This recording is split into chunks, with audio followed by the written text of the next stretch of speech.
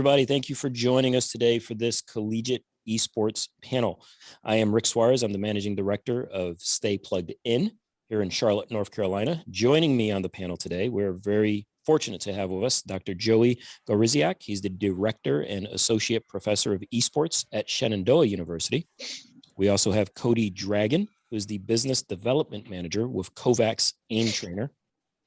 John Cash is an adjunct professor at Johnson C. Smith University, which also holds the distinction of being the first HBCU esports and gaming program. Dylan Pomeroy is the marketing and partnerships coordinator for version 1 and the Minnesota Rocker. Chris Barstad is the founder of Trinity Esports and esports program coordinator over at Mater Dei High School in California. And last but not least, Jennifer Hannon is the director of events for Stay Plugged In as well. So first and foremost, welcome. I appreciate all of you taking a little bit of time today to join us on this panel and answer some questions, but let's just jump right into it if you don't mind. I'm going to start off with you, Joey, with the basic question of how have you personally seen the landscape for collegiate esports change over the last 3 to 5 years? How's that dynamic work for you? Wow, great question to lead off with, Rick, because, do we have 3 or 4 hours to get into this about talking about how it's changed? Because, it's a daily occurrence that the landscape of collegiate esports continues to change and evolve over time. So really the last 3 to 5 years, the biggest change that we've seen is really the development of structured esports programs at the collegiate level, right? We've seen a lot of schools really jump into esports as a competitive opportunity for students to come in to be able to compete at the collegiate level in a number of different games, right? And so we're seeing more and more schools that keep jumping in and offering this as a way to, maybe recruit students, but also retain them while they're getting a high quality education. And so I think the biggest kind of overarching theme that I've seen in the change in collegiate esports is that we're seeing esports being used as an educational opportunity across the country for students to come in and do what they love, do something they're already doing, but do it in a way that's structured and organized, that there's a lot of benefits to, but when it's done the right way, students can really benefit for career opportunities, for social, emotional growth, right? For academic opportunities as well. And so colleges are really starting to embrace what esports is, but also what it can be, not just on the competitive side, but also the academic side. Here at Shenandoah University, we do have an academic program with esports majors, minors, certificates, concentrations, as we prepare students not to play games, but to work in the industry. Our tagline is Beyond Gaming. And I think a lot of schools are taking that same approach, that there is so much more to esports and gaming than just playing video games. There's so much that can be learned. And so I think that changing landscape has kind of seen this idea that esports can be so much more, can be that educational opportunity that more and more schools want to be a part of. And as that happens, there's more and more structure into competition, nationwide competition at the collegiate level, as well as conferences that are starting to be formed to offer collegiate opportunities for that competition that aren't just nationwide, but are more geographically located, to create those rivalries and opportunities for students to interact and engage with each other. And so on the competitive side, continues to grow, more and more schools, more and more teams, lots of scholarship opportunities as a pathway to college for high school students to kind of seek out now. On the academic side, schools are getting involved to help train and teach students what it's like to work in the industry through a lot of experiences, travel, internship opportunities. And all this is done to help students be more successful by the time they graduate, whether it's in esports or not. But the changing landscape continues to change and evolve every day with new programs, with new competition opportunities, with new scholarships, all these new events that are happening. So it's a really exciting time to be in the collegiate landscape. It's also a very challenging time because today is very different than yesterday, which will be very different than tomorrow. And it's fun to be part of that and help create some kind of path that we're trying to follow, because there is no path that's been created yet. So it's exciting and challenging at the same time, but certainly continues to change and evolve as we go. And I think it's only going to get bigger and better as we go with all these new and unique opportunities. Awesome. So what you're basically saying is your day-to-day is different day to day. I do the exact same thing every single day. That's all I do. Yeah. No, I love it. Yeah. It's impressive to watch how quickly this landscape not only changes, but has grown.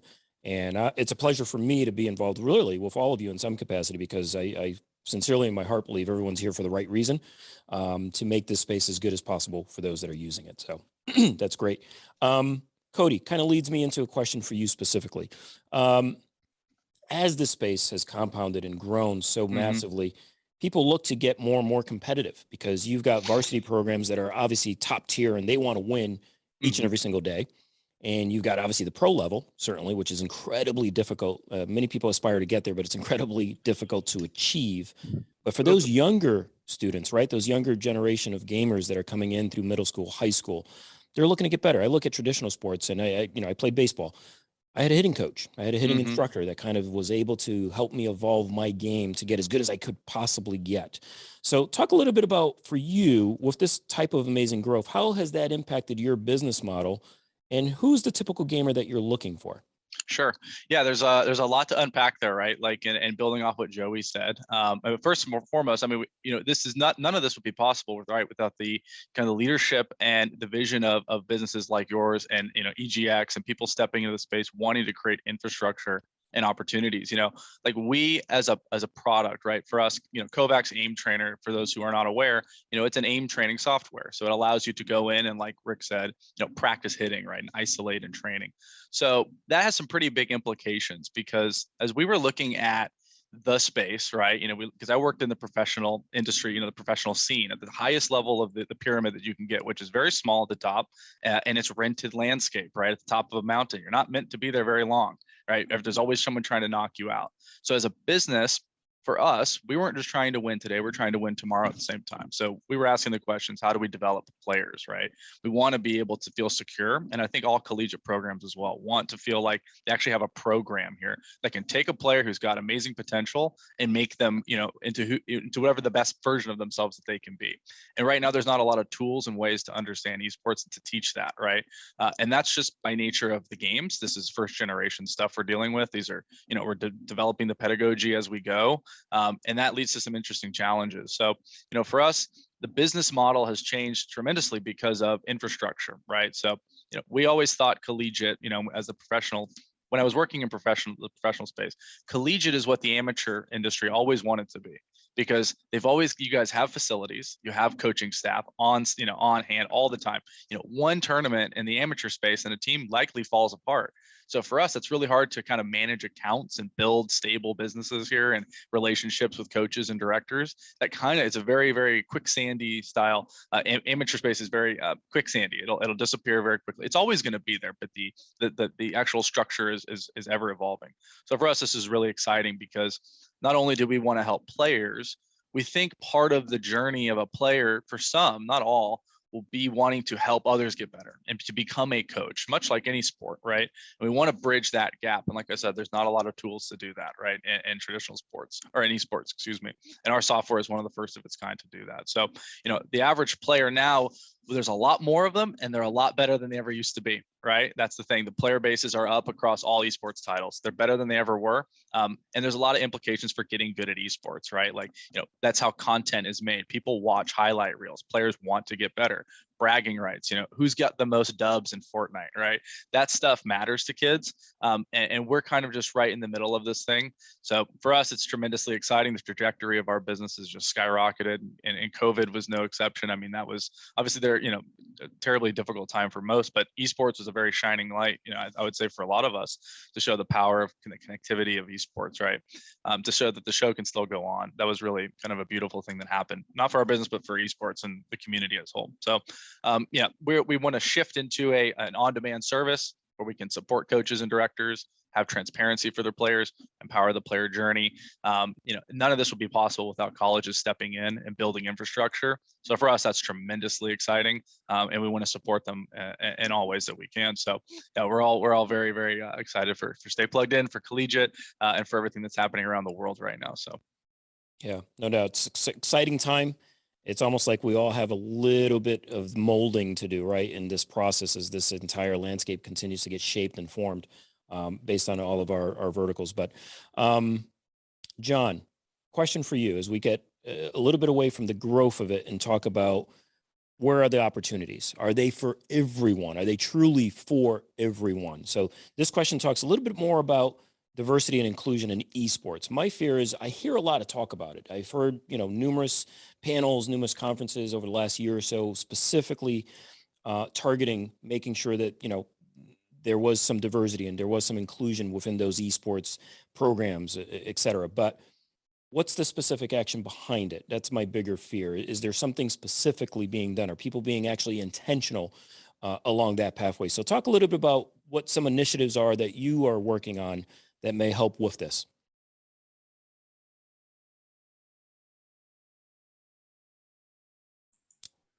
I was on mute there, but hey, John, Zoom, love it. Thank you, guys. Thank you again. I want to first thank again, Rick, you and everything that you do with Spin Stay Plugged In. Appreciate the opportunity, as well as with EGX and all the panelists. I'm already learning a lot here and look forward to developing ongoing relationships. Again, thank you for the question and the opportunity, Rick.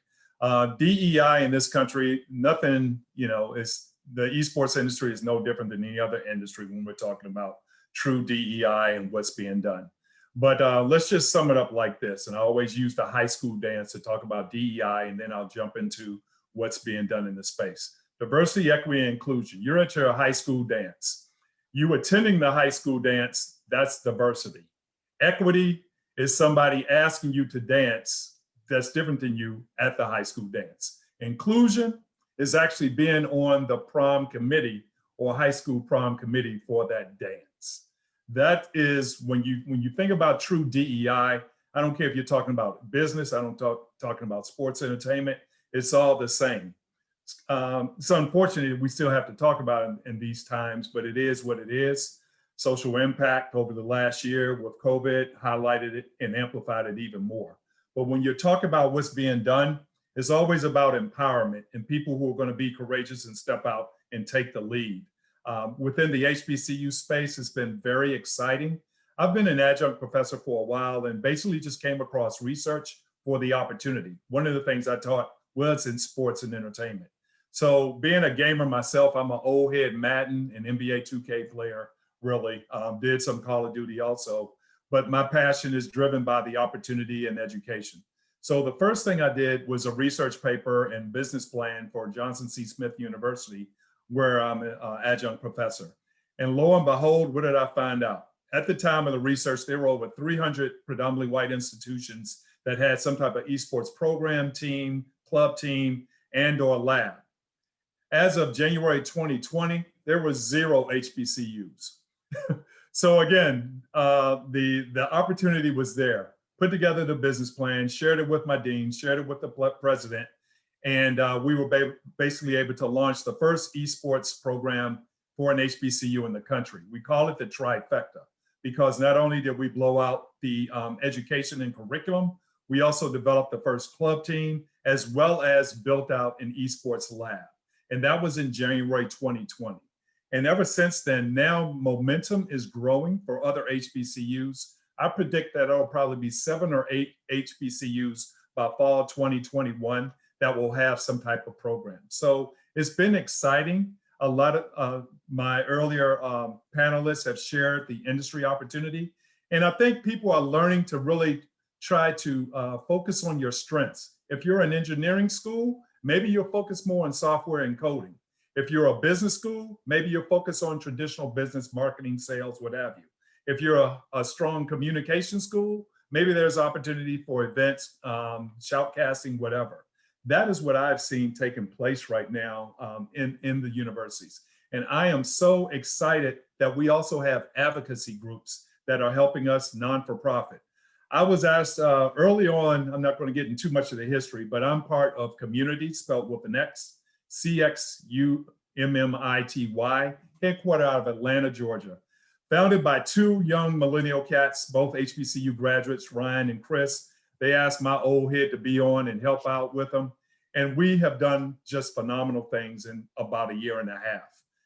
We have generated over $550,000 in esports build out at universities, scholarships, as well as the most successful HBCU league with over 14 million views running from last August through May.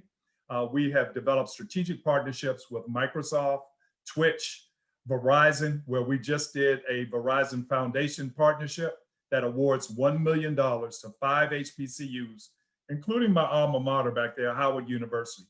Those dollars will go $200,000 a piece to help build out esports gaming programs, as well as offer 5 $20,000 scholarships to women who are interested in our minoring in esports program at the specific universities. So really excited about the type of momentum that is being driven by some of the activities that we're doing. I think another opportunity is really having a seat at the table when it comes to some of the influencer groups. And then for HBCUs, that would be with some of the teams. So through community, we've been able to develop relationship with Evil Geniuses, 100 Thieves, Immortals, even FaZe Clan. As you may or may not know, Offset of the Migos is a huge Call of Duty fan, and he's from Atlanta. He helped us with the first development and activation of a program in February 2020. And of course, the latest Sports Illustrated, you probably can't see it because of my background here, but you see driving of diversity when you have Bronny James, Kyle Murray, and what they're doing with the FaZe Clan crew. So looking forward for more of these opportunities. And again, I wrap up everything in this statement: education, empowerment, and employment through esports and gaming. Our goal is leveraging education as the platform on the HBCU space, and then highlighting the opportunity for esports gaming, because we all know they're doing it in their dorm rooms. They're playing in off-campus apartments, and right now probably in their parents' basements. So just a little bit about what's going on in the esports area. And then lastly, I will share that we've actually integrated ourselves with both the Wilson Center as well as the White House HBCU initiative, working with the Department of Education and highlighting an upcoming conference in September on the opportunities of the esports gaming industry, which would be no different than the same if I was to say fintech or cybersecurity opportunities for new initiatives. That's awesome. That's real work in action to better impact the space and what those opportunities look like. You know, whether it was you in this conversation or Joey a little bit earlier, you alluded to, you know, esports can open the door to a variety of different opportunities, especially through the educational component. And for me, I look at, you know, we deal with a little bit of the younger generation, if you will. And that's what I'm looking for, is to be able to point to different women in gaming, right? Different people, men and women of color in gaming, everyone, so that regardless, they kind of can identify, you know, some heroes, if you will, that they can kind of gravitate towards. So I think it's important that, you know, there's minimal to no barrier to entry for anyone who wants access to esports and what that could provide for them opportunistically. So good stuff. Going back to the massive growth at the collegiate level and at the amateur level, must be pretty good times, I would suspect, for you, Dylan, in respect to seeing that massive growth, which I would think by default also gives you the opportunity to start identify some of that top tier talent a little bit based on, you know, who you are and who you work for. So talk a little bit about that in respect to how growth in the college esports has impacted the professional esports scene. Yeah, thanks, Rick. It's a great point to make. And off of John's point, I'm a huge fan of Ryan and Warren over there at Community.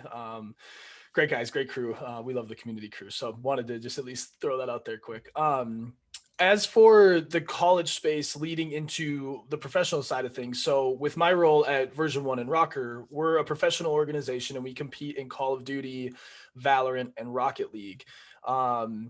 And what we see when it comes to the college space, which is a space I care a ton about, almost to a fault. When I first was hired, it was in my pitch deck, it was in my resume. I always say it this way, and I believe I said it this way when I first met Rick even, but it is not even a passion. It's literally an obligation.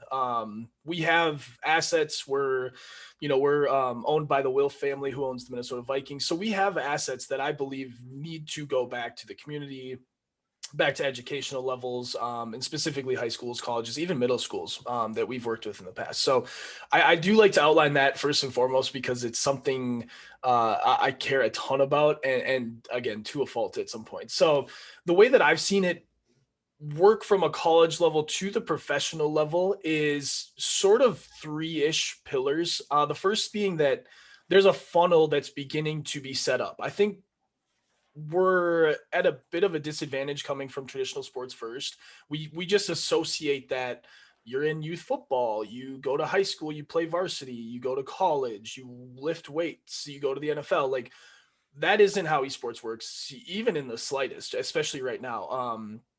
Esports is very connection driven. It's a young men's and women's sport right now, but it is becoming more and more and more inclusive when it comes to ages even. So the best that I've seen is that there are kids that care a ton about this, obviously. Like John was just saying about everybody's playing, right? The levels that they're playing at might differ, but the funnel that is being set up by even high schools caring, right? And making a club and an org. That funnels nicely into college, which then it gives us more opportunity to have a somewhat of a structure when it comes to finding the next, great pro player, whoever that may be. So that funnel sort of leads into my next point, which would be structure. And I believe it's the most important one. Structure is very necessary right now.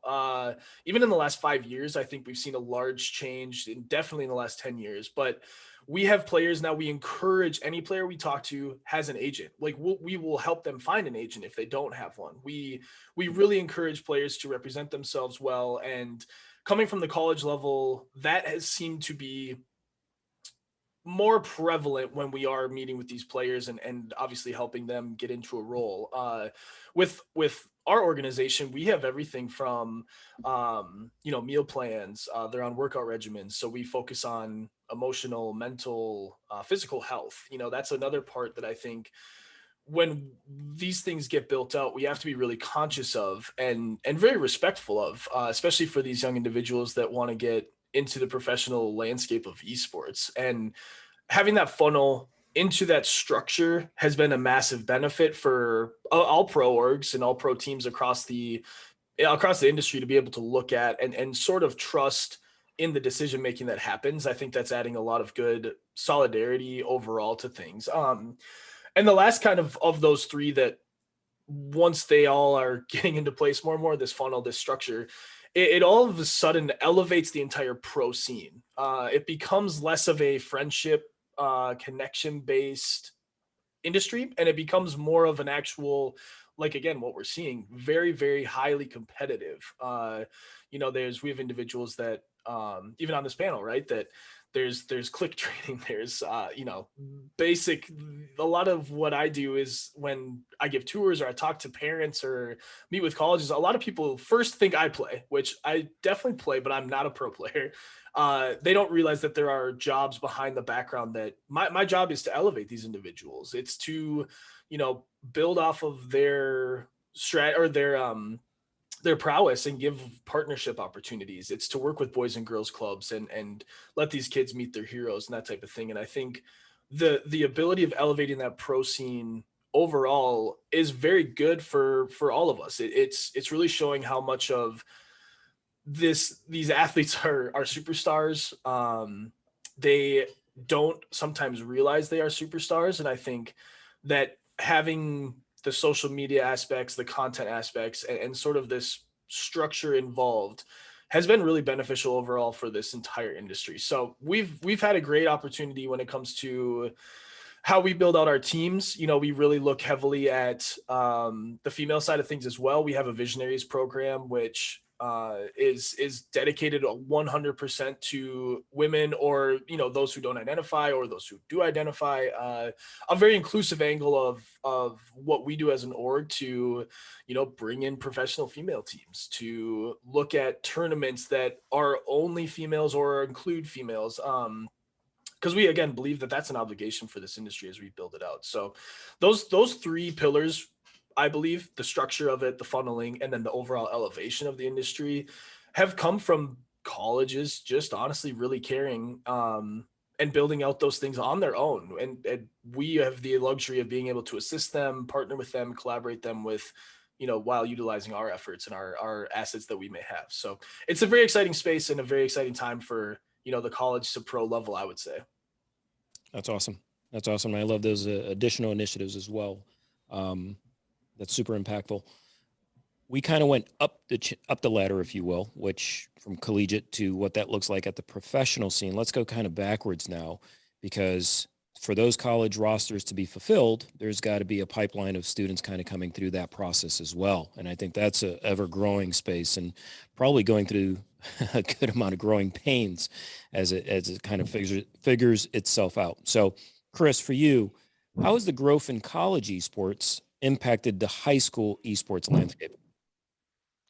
I felt prepared to answer this question. And now after hearing all of the panel speak, I'm like, oh my gosh, there's so many more things that I hadn't even considered I need to mention here to mention. But I would say that to give the too long didn't read version of it, it's as it grows in college, that will be reflected in high schools. I mean, it's as simple as that, because, at the high school level, obviously it's parental buy-in is the key. That's the access point to get kids involved in esports, and a lot of kids that play games are in traditional sports also, and so there's a lot of sharing of schedules, and there's a lot of there's a little bit of construction going on in the library here. I'm also the resident librarian here at the school.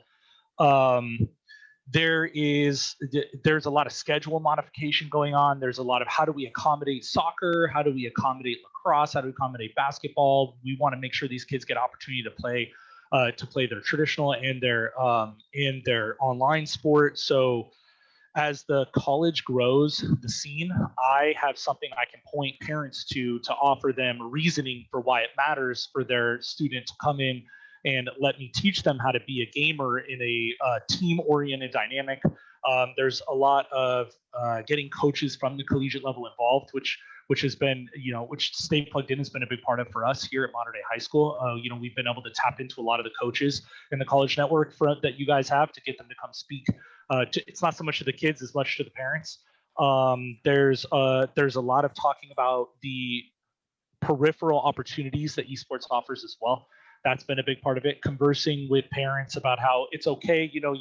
I know that your student is a gamer, but probably not going to make it to that pro level. There's not a career opportunity to game, but there are so many career opportunities at the collegiate level for training to send them off into the field for media, journalism, shoutcasting, which I guess I also have the benefit of also running a high school esports league out here, a small one, with only 25 high schools in the region or so. But that also has given our kids a lot of opportunity to do shoutcasting with our league and teach them and train them how to interview athletes after matches and giving them those kind of skills as well. It's getting college coaches eyes on them and all of that. But at the end of the day, it's really just the parental buy-in. And when the college coaches can say, we have money, we have opportunity, we have programs to give your kids somewhere to do something that they love and to train them in it and to give them job opportunities and prospects after college.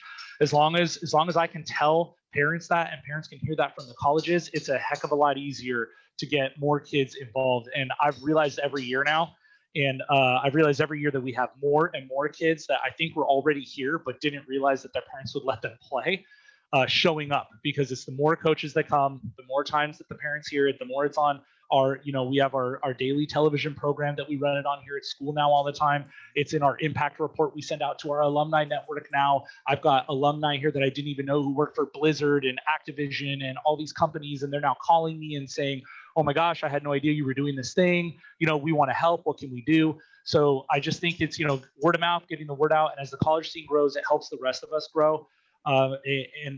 And I've seen that not just at my own school. I mean, it's easy to speak from my own perspective, but having, and I think Dylan mentioned, or somebody mentioned earlier, the connection-oriented nature of esports right now. I've met so many coaches through the league, and it's like they're all echoing the same sentiments I am. As college coaches show up and speak to us, it's easier and easier for me to get more kids in the program, to expose them to more opportunities. And, I guess at the end of the day, and I know you, Dylan, you talked about weight training and all of that as well. One of the things that we're focusing on in my own high school is we're going to have a class here on campus next year an esports class that will be the same as like weightlifting for football, esports for our esports kids. And we're going to teach them nutrition. We're going to talk about putting down the Mountain Dew and picking up the water. We're going to talk to them about, that Doritos are not the solution to your hunger pains. We're going to talk about not eating when you're gaming, because you don't eat when you're throwing a ball. So you shouldn't be eating when you're clicking a mouse either. We're going to teach them, in practice, we want to focus on game mechanic, but during these classes, we want to focus on behavior, safe environment, teaching them how to maintain their stress levels and all those kinds of peripheral things that you do in traditional sports too. So I think I went all over the place, but it's just, I love it. I love this. This panel is awesome. I think it's amazing what's happening at the college scene and how much it's allowing me to do more at the high school scene. So. Yeah, I think you hit the nail on the head. I think we're all in agreement. This space is massive. Joe, you said it best. It changes every single day, but it also means that it creates opportunities for us literally each and every single day to be impactful to those that are, looking to jump on board into that esports space, if you will. So I'm going to go now, last but not least, to Jennifer Hannon. She's got a unique story. She actually has 2 children, one that is a professional gamer and one that is amateur, that's in high school. So if you don't mind, Jennifer, tell me a little bit about both and what the distinct differences is in terms of a career path for pro. We all know it's difficult, but what did that look like for you internally in your family? And then what the possibility of that collegiate path for your other son and what that could potentially look like for you as well. Okay. Obviously, my oldest, he just turned 21. I'm not sure if all of you know or are familiar with him. So he plays for Optic. He's a Call of Duty player, Optic Envoy. He actually been playing, obviously, video games his whole life, but he started traveling. We started playing when he was 15. He was the kid that played in the basement, like every other kid, and came up to me one day and said, "Hey, this guy wants to fly me somewhere." And I was like, "Hold up, nobody's flying you anywhere." And he was like, "No, it's okay, it's okay." And I was like, "I don't know about that." So back in the day, that was when Skype was around. And so we Skyped back and forth. We actually ended up going. I flew with him. We went and we started traveling. And so he started traveling at 15. Unfortunately, that's when Activision Blizzard put back their 18-year-old age restriction back in. So he traveled 15 to 16, and then he had to wait 16 to 18 to travel again. So he went back to the basement and competed on some LAN events here, and then had to wait to get back into the pro scene. And then he had to compete back his way into the pro scene when he turned 18. So obviously he's back in the pro scene and he's playing. I have a high schooler that's 17. He's going to be a senior. Being a pro is very hard. There's only like a 1% chance of being a pro. My pro son does tell me he's pretty good, but I wouldn't know the difference. But we're planning right now that he goes and hopefully plays Call of Duty at college. But he does play, just like Dylan did, they play traditional sports. So back when Dylan played, he played lacrosse in high school, baseball before that. But people, we were the younger parents. People were like, "How can you let your kid play all that video games? How come you let your kid, play video games? And I can't believe you do that." We were the bad parents. Like, we were the horrible parents that let our kid play too much video games. And now even my second son, Dalton, he plays a lot of video games. At night, we hear him screaming, "Eskies, Eskies," and we have to tell him to be quiet. And he's in the basement screaming. But he does play baseball, but I don't think he will play in college. So he's planning on playing Call of Duty. Right now, with the opportunities, even back from when Dylan was younger, the opportunities are different. They don't play as many tournaments online. MLG and some of those other places used to play a lot more tournaments online where you could get noticed more. And now, because of the age restriction with Blizzard, they don't have those anymore. So everything is amateur. It's all 18 and up. So, they've been playing a little bit of stuff, but there's not as much. So the college opportunities have been huge, I think, going forward for a lot of these kids. So, back obviously then it wasn't as big, but now with that colleges opening up and having all these esports opportunities, I think it's really, really beneficial. And I think it's huge in a lot of different reasons. My son obviously wants to play, but not a lot of kids know about all the career opportunities. Not, like you said, not only just the gaming, but all the things behind the scenes. I think a lot of kids, I've even talked to kids that didn't think they were going to go to college, but now that they can play their game in college, not only are they going to get to play their game, something they love, they're going to get a college education out of it. So I think that's a huge benefit. Not only, sometimes it is convincing kids through high school, they're kind of burnt out. but hey, they get to play their game. So now they're going to get to go to college too, with scholarships and stuff. I also think the parent buy-in is a huge thing. I've been through it. I'm going through it again the second time, how you let your kids play video games. Parents ask me now, I've got a pro, oh my God, what'd you do to let them do that now? So I get kind of parents on the both sides of it. I am on the board of a nonprofit called COPE, a coalition of parents in esports. We did develop that for that reason. We talked to a lot of schools about that because we have a lot of pro parents on that panel that we talk about to a lot of high schools and to a lot of colleges, just on the point of parents' views. And, is it okay if we let our kids play that much video games? Is it okay? Why did you let them play so much video games? And what's the benefit? We tell them, hey, get involved, watch your kid play, see why they love it so much. You know what I mean? It's no different than when I, go to my kid's baseball game and watch them play. I watch them, play Call of Duty, and it's funny. I'm yelling at the screen, rotate here, do this. And, when you know how the game's played, you get vested in it. You know what I mean? So it's no different than, lacrosse, baseball, basketball. So, especially even in COVID this year, like when you had to watch your kids play high school sports on a TV because you couldn't attend, it's no different than watching the video game on a TV. So when we've talked to a lot of those parents and they've done that, and like, sit down and watch the game, see why they love it. And then they feel the passion their kid has for it, they feel a little differently. So, the parents, the Coalition Parents in Esports that we've had talk to a lot of parents, it definitely helps the parent buy-in a little bit. But the college path, with them being able to get scholarships and with them showing them career paths, is such a huge, huge thing, I think, for kids and for parents to be able to further their careers. For any parents watching, so you heard it both from Chris and now from Jennifer in respects of that parental buy-in. And Jen, you said you were the bad parent. It's funny, perspective, right? Because I look at it differently. I was that parent that didn't understand, didn't necessarily agree with my oldest and what he was doing. If I could do it all over again, I was the bad parent. If I could do it all over again, I would have absolutely let him pursue his passion more so. He ended up going to school to play baseball. And I know 100% without a doubt, had he a do-over, he would have gone for gaming for sure. And he now works here. So I'm super proud of that fact, at least. Right. But it's difficult, right? It's difficult to navigate that landscape as a parent, to try to really understand and educate yourself as to what those opportunities look like. And to Chris's point, the more they hear it, especially at the collegiate level, as to what those opportunities can be beyond the gaming portion of it, what doors can be opened, it's an incredible opportunity, frankly, at the end of the day. So with that note, I'm going to just a reminder for all the panelists, we're going to go into two different topics, and this is going to be more of an open roundtable discussion. So just type your name in the chat if you want to go ahead and chime in on the topic in particular, and I'll just call in on you. But the first topic, we hear and have heard on this panel specifically a lot about how good esports can be. Not everything's great. Tell me a little bit about what you do not like about the current state of esports today and why.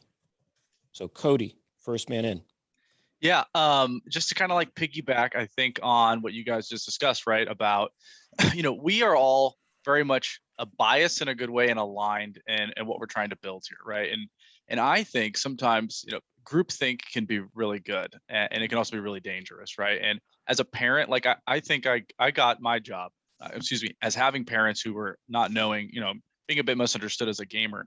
Some of their, we need to be really mindful of how we speak to parents, I think, and what we're trying to push out, because there are some good legitimate reasons as to why being isolated and sedentary are not good for children. So I'm really a big proponent of esports 3.0, is hopefully the term that catches on, which is offline, in person, right? In-person educational outlets where kids are playing together in groups and experiencing all the benefits of gaming, but in social environments, highly social environments. There's a lot of nonverbal physical communication that happens in groups in person, and this is how this is how people figure things out as children. And if they're just kind of sitting in a room gaming all day, they're missing out on some of those key things. And I'm sure there's some developmental therapists that would know that better than I would.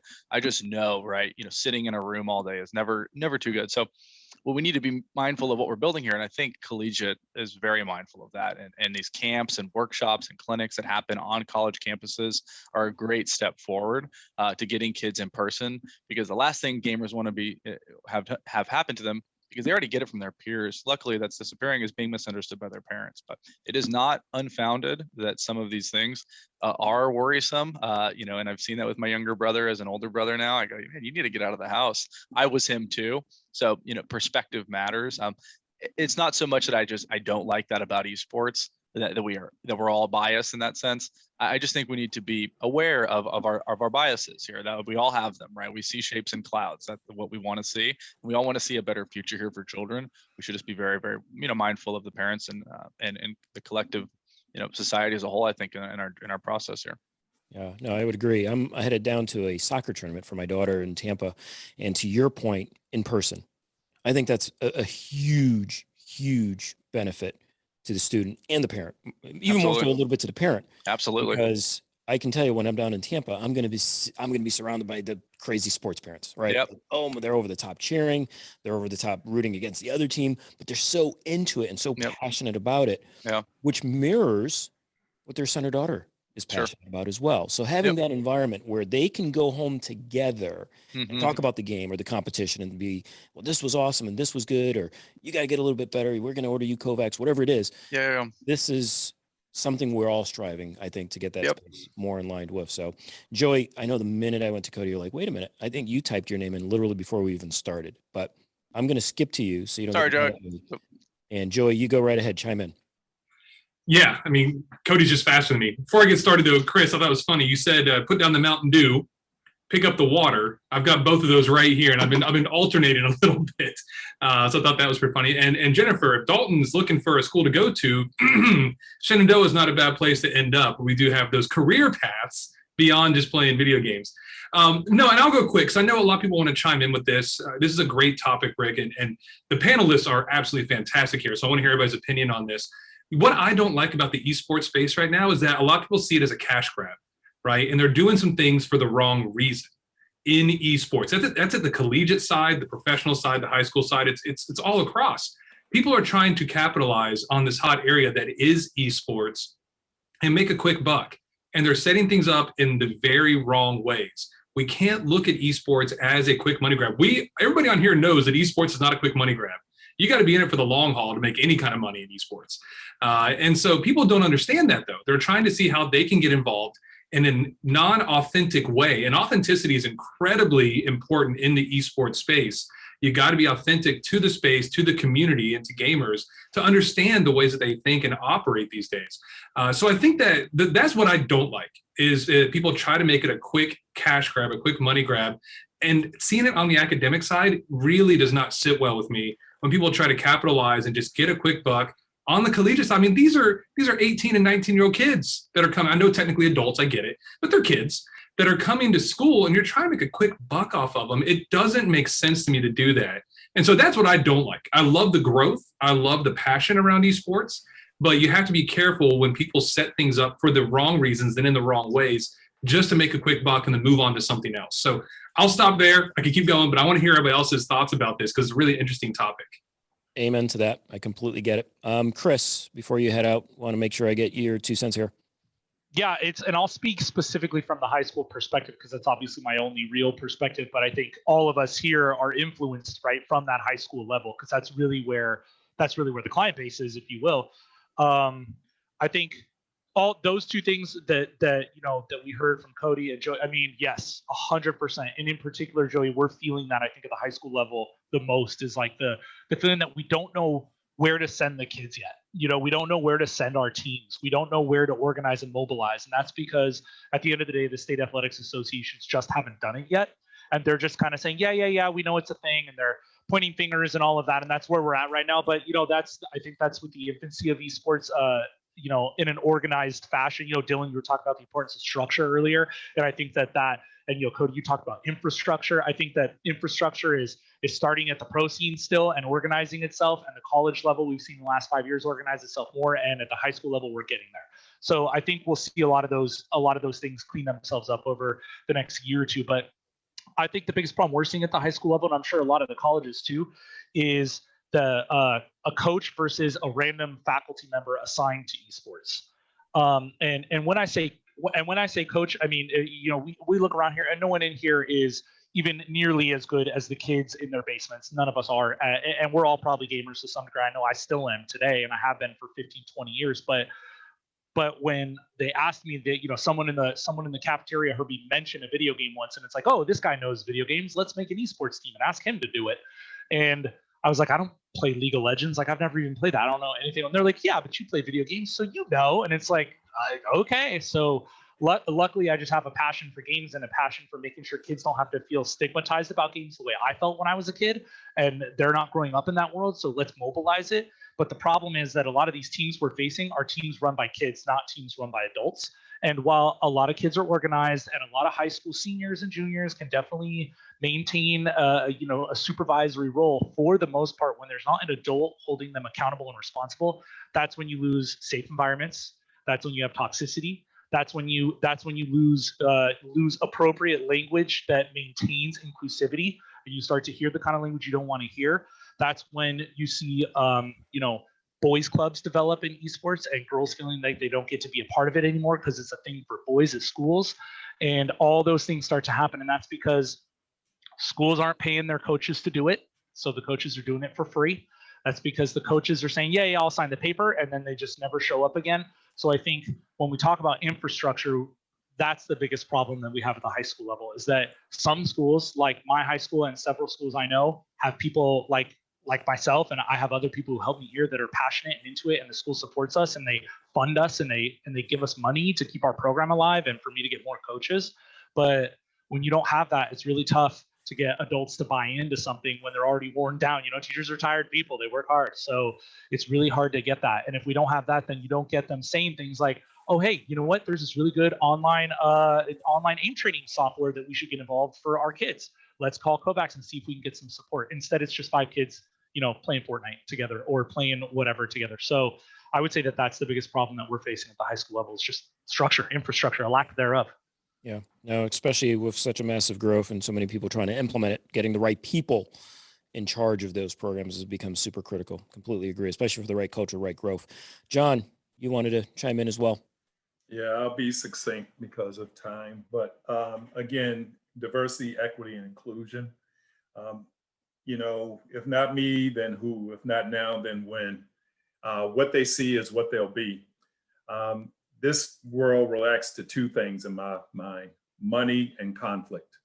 And, had to build a business case to attract. A lot of people probably still don't know, but this comes from the Institution of Gaming Association. 83% of African Americans game on a weekly basis versus 72% for Anglo, yet African Americans make up less than 2% of the industry. Okay, that's, I can go across a lot of other industries and say the same thing. So again, the equality is not there. Sexism, racism, misogyny, and lack of awareness for LGBTQ also. And it's the industry's opportunity, it's the industry's responsibility and accountability to manage that. And I'm glad to say that some of my partners, Twitch, Microsoft, are making means to start managing this a little bit more and drive true equality for this area. Hashtag girl dad. So, this is very important to me. But again, people see the opportunity to build business. And to Joey's point, yeah, you have some people coming in here as a money grab. I'm never going to sweat somebody's hustle to make money. I'm going to stay out of people's pocket like I want people to stay out of my pocket. But my opportunity is, the opportunity for the industry is to, again, share opportunities for equality and growth. The most exciting thing to me right now is that I secured 12 internships in less than a year for my students.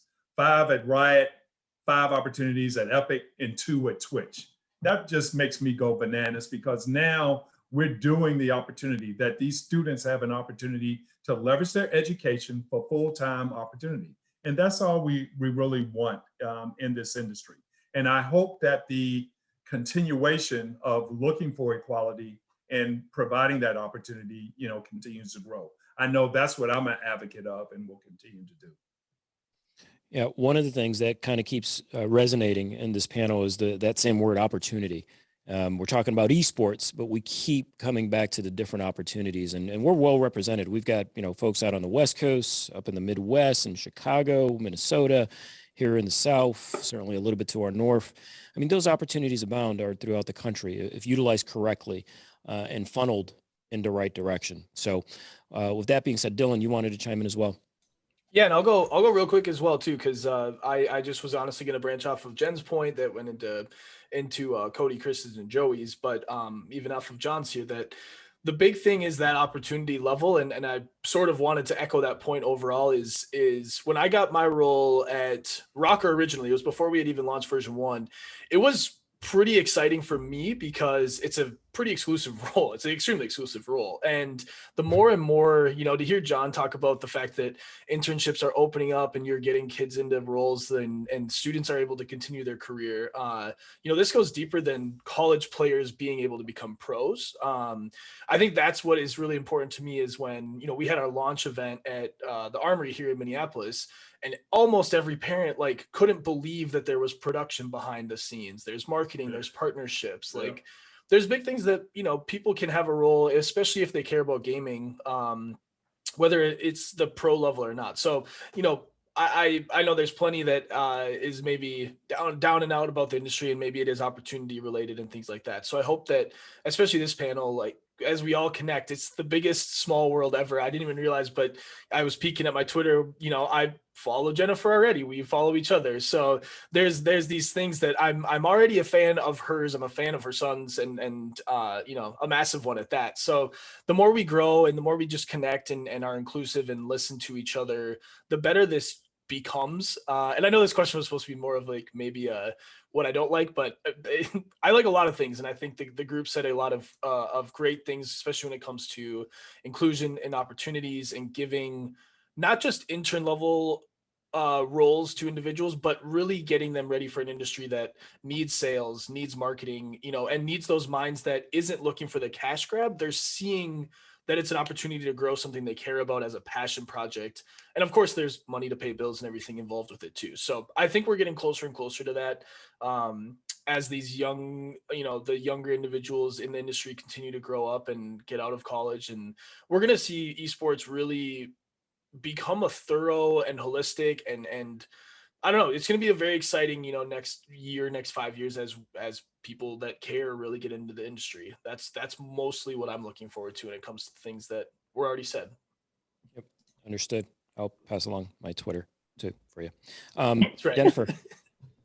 That was funny. That was funny. You, I do have to. I do want to say, like Cody said, that in the basement kind of things, because Dylan did the same thing, and so does Dalton. They play in the basement. They stream. My 17-year-old streams. But just like Cody said, you just got to make sure that there is a balance. And I do tell parents that when I do talk to parents, my guy streams and they do stream into the middle of the night, of course. And that's just the hours that they play, because they do play other kids that are in different states. They play kids that are in different countries. I mean, my kids have friends in different countries and different states. So a lot of times they do stream into the middle of the night. So unfortunately, that's the hours that they stream. But I do make sure my kids do get out of the house, hey, go see your friends, go out to dinner, go out, go, whatever. So they do have some sort of social life, because I do feel a lot of their friends are online. I mean, that's the guys that they play with, they do wagers with, those are their true friends. That's who they spend 90% of their time with. But I do believe in the social part, that they do have to get out of the house and see people and actually get out of their black box. So I believe in that. With LANs coming back, I'm very excited. Like I said, with the colleges having events and all this stuff now is going to be huge, because even in the pro scene, and it's kind of funny, but in the pro scene my son's been on different teams and the guys switch stuff, but us parents get excited about seeing each other. So, we're friends with other pro parents. So when we get there, we just like you said at baseball, you got all the parents go crazy. We go crazy at the events, I'm yelling, we're holding up signs, we're yelling, we're screaming. And us parents, even though we got kids on different teams, we're cheering for the other teams, except when we play each other. But we get excited, we were making plans on Twitter, messaging each other, hey, when it comes back to LAN, if Champs is on LAN, we're going to meet up and let's go to dinner, let's do this, what I mean? So, we're just as much invested, as is a traditional sport. So I think that's a huge thing, even the in-person events for parents are just going to be just as big. And that's what parents, when we start understanding once they attend it. And I always say parents need to attend an event. With colleges having the events, I think that will be huge too. Because I think once a parent sees it in person and see how exciting it gets, it's a big difference. But I also have to tell Dylan that my son's favorite player is Priesta, and it's kind of funny because my son went down to Texas and hung out with Scump, and everybody in the world want to hang out at Scump's house and stuff like that. He's like, hey, can we see Preston instead? And so, it was kind of funny because that's his favorite player. So Preston sent him a big birthday package and stuff because we're really good friends with Preston's family. But it was just kind of funny. Out of all the people he wants to see, all the people he wants to see him instead. So it's kind of funny. But those guys are living the dream down there. It's awesome. but like I said, all these kids have their heroes, right? I mean, it's just the gamers, you know what I mean? Just gamers, and it doesn't matter. He's always like, oh, it's my brother, I don't care, and it's his brother, doesn't care, he wants to see other people. So all these guys get to play with these guys online, and that's all that matters. You know what I mean? So when you go to college, I think it's going to be a big difference of being able to play with a group in person instead of just online, and I think that's a big, huge social dynamic that they need. What's pretty funny about that is because of this COVID world, so many kids obviously playing online together and everything else. And on a couple of the lands that we've held, they got to meet each other for the first time. And I kid you not, in a number of these, they literally just sat there for hours on end, just kind of chit-chatting about, oh yeah, and this and that and the other, because this was the first time of literally a face-to-face interaction, which was neat for me to see as a dad, that that we were able to bring them together socially, live and in person, beyond the online presence. So that's super cool. Do you mind if I hop in on that, what you just said, Rick? Just to say something that was incredible. So this reinforced my passion, right? Just on the idea of connecting gamers. We ourselves, first time meeting our friends at LANs, that was an incredibly exciting thing. Getting to create those opportunities is a whole nother thing, right? Like, and being on the other end, creating events that people connect. That's when you start to realize, like, wow, wait, this might be a full blown, but like this could be a full lifetime of this, right? So through an event, this is after I left Ghost Gaming and kind of went through an interesting time trying to rediscover my identity in this, and decided to throw a tournament for an underserved gaming community, which is StarCraft. I mean, this is like the original esport. I'm going to keep this part very short. I know we have short on time, right? Through a tournament for like $300 just for fun on the weekend. It was at Esports Arena in Orange County, right? We had like 20 different people show up, and I meet a couple kids. One of them is from like Sausalito's or something, SoCal area, and another person, he goes, I'm from Hawaii. I go, very cool. I used to live on the Big Island. Where are you from now? He goes, I flew in from Hawaii for this tournament. This tournament was $300 with 20 people. He goes, this is the first time I'm getting to meet my best friend. I go, wow, dude. Okay.